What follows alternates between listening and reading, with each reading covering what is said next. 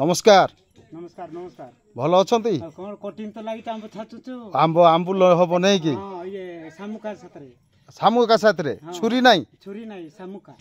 ओहो एटा गुटे नुआ कटिंग बधे नै कि केमती कोन काटु जंती ठीक देखांतु तो हां देखते सामुका हां ये कटिंग होती आंबलो हबो आंब को आंबलो करा सत्तरे कटुची ना नाही केमती कोन आगे टिके देखो यहाँ विश्वास करो नाही केमती कटि जाउची देखो हैं हां पूरा कोठा लगला झाड़ी देउची हां आ पटे कटिंग होला एदी सरी गला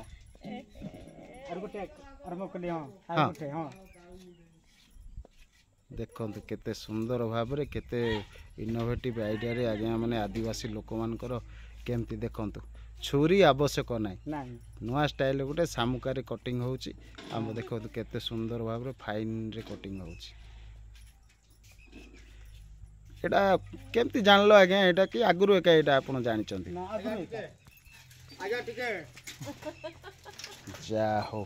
काई टिके देखांतु तो सामुका केमती कोन कटिंग करचंती सामुका ये इटा फॉलो करा हबो हां हां गरम पानी रे